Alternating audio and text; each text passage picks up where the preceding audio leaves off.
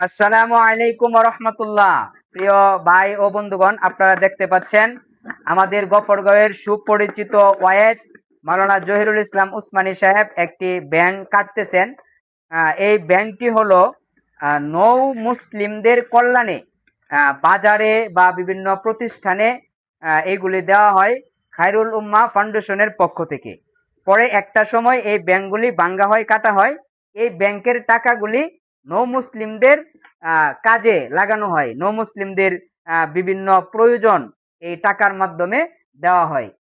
আপনারা যারা এই ব্যাংকে দান করেছেন, আল্লাহ তাআলা তাদের দানকে কবুল করুন এবং ভবিষ্যতে আপনাদের কাছে যদি এই ব্যাংকগুলি নৌ মুসলিমদের জন্য যদি দেওয়া হয়, তাহলে আপনারা অবশ্যই আপনাদের সাধ্যমতো সহযোগিতা করবেন ইনশাআল্লাহ।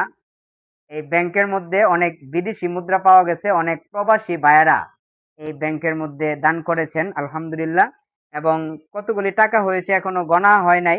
তো আলহামদুলিল্লাহ, এটা আসলে অল্প অল্প দিলেই অনেক টাকা হয়ে যায়। তো বিভিন্ন ভাইয়েরা অল্প অল্প দিয়েছেন। হ্যাঁ, এতে আলহামদুলিল্লাহ অনেক টাকা হয়েছে। এর দ্বারা নৌ মুসলিমদের অনেক উপকারে আসবে। কি বলেন জহির ভাই? হ্যাঁ, একজন নৌ মুসলিমের যদি একটা ঈদের বাজারও দেওয়া যায়, এটাও তো খায়রুল উম্মাহ ফাউন্ডেশনের পক্ষ থেকে। হ্যাঁ, এটাও তো অনেক কিছু। বা খায়রুল উম্মাহ ফাউন্ডেশনের প্রতি আমরা কৃতজ্ঞ থাকবো, চিরকৃতজ্ঞ থাকবো তাদের এই মহৎ একটি কাজ। কারণ নৌ মুসলিম যারা, তাদের আসলে যখন তাদের ধর্ম বাদ দিয়া যখন ইসলাম ধর্ম গ্রহণ করে, তাদের আর কোনো কিছুই থাকে না। ঠিক আছে, তারা 1 মিনিট আগে ছিল কোটিপতি, 1 মিনিট পরে সে ফকির। ঠিক আছে, এই জন্য আমরা নৌ মুসলিমদের পাশে দাঁড়াবো। ঠিক আছে, আমরা নৌ মুসলিমদের পাশে আমরা যে যেভাবে পারি।